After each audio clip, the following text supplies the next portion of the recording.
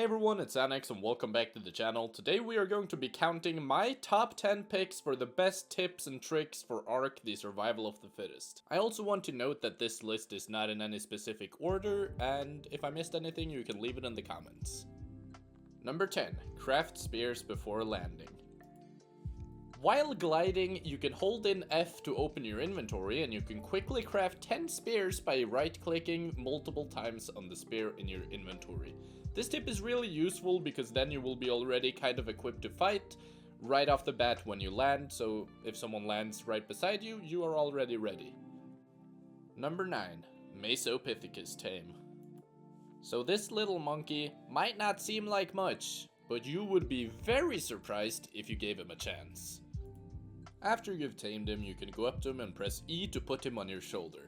By doing this, the MESOPITHECUS will help you in player versus player situations by throwing what I think is poop, or it might be dirt, on the enemy player to damage his vision while also making him slower to help you win the fight. This is especially useful in the late game, as the game often ends with no dinos left with only players, which makes the MESOPITHECUS even better.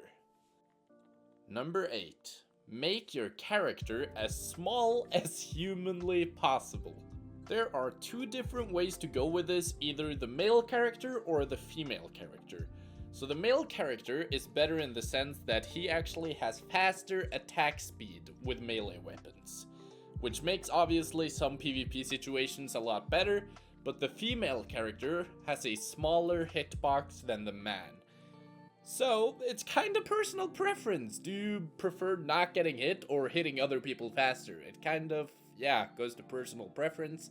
I usually go with a female character because it's easier to stay hidden that way. But what is objectively better is to have a small character because then you will be harder to spot and there are really no downsides to it. Number 7. Use the ARK wiki to see where dinos spawn.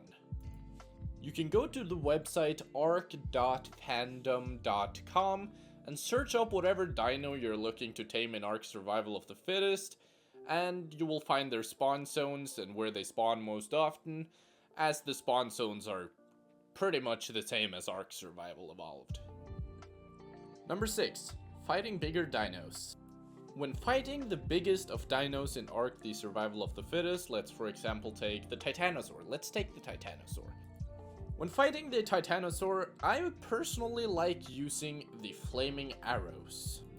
The reasoning behind this is that the flaming arrows deal percentage damage instead of, well, I guess normal damage, which means that no matter how much health my opponent has, it will go down just as fast if I use the flaming arrows. Many of you will probably disagree with me here and say that the rocket launcher is better, which I agree in certain situations, but it's very hard to get a lot of ammo for the rocket launcher, which is why I think the flaming arrows are better, because it's very easy to get ammo, and it's very easy to take out bigger dinos with it if you're riding a fast tame. Number 5. Check the patch notes. Obviously, ARK the Survival of the Fittest is still a relatively new game mode for ARK Survival Evolved, which means that we still pretty often get new patches.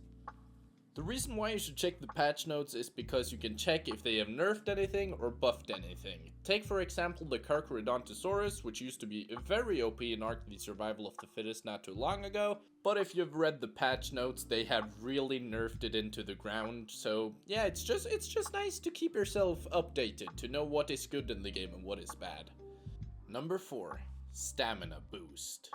If you touch the blue zone outside of the circle, or the storm as I call it, because yeah, I'm a Fortnite player, bully me as much as you want, it will fully recharge your stamina, which is really good, especially when using roll rats, bears, and rhinos, as they are mainly running creatures, like their whole thing is running, which makes the stamina recharge really OP. Number 3. Counter faster dinos. So if you know me, you know I'm not a big fan of the reindeers or the stags or whatever you call them in ARK Survival of the Fittest, but there is actually a really good way to counter these guys, and that is by using the net gun. The net gun is a really good weapon that immobilizes a tame for I don't know how long. It's a pretty good while, and you can use it on big dinos like a Tyrannus. Don't think you can use it on like Spinos and Rexes, but the Tyrannus works. And mammoths, and yeah, it's just very good. You can immobilize creatures for quite some time. If you are in a player versus player situation, you can actually also use the net gun to immobilize the player to make it easier to kill him, so it's just a very good weapon in general, and I really recommend using it more. Number 2 is a kinda controversial one, and some of you may disagree with me, which is completely fine, but I do not think that the bosses are worth it.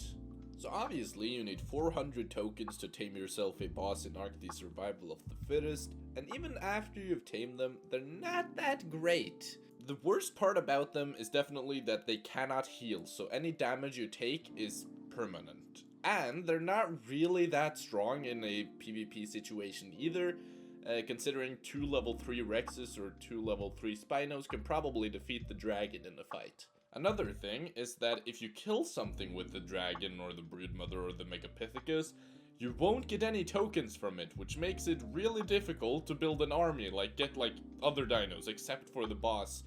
So I don't know, in my humble opinion it's not worth it, but you may disagree and that's completely fine. On to number 1. Number 1 is probably the one that the most people don't know, and that is transfer dino to tokens before it dies. So if you've played ARK: The Survival of the Fittest, you probably know what this does. It's basically something that can be accessed in the dino inventory, and it basically just insta-kills your dino and, well, yeah, it gives you tokens for it. So it's a pretty good thing to do when you're in a fight. Let's say, for example, you're riding a Karka into a fight and you're really losing the battle. It's really smart to transfer your own dino into tokens right before it dies, because that way the enemy player won't get any tokens from killing it, but you will. So if you're lucky, doing this might stop them from being able to, for example, heal their dinos, level up their dinos and stuff like that.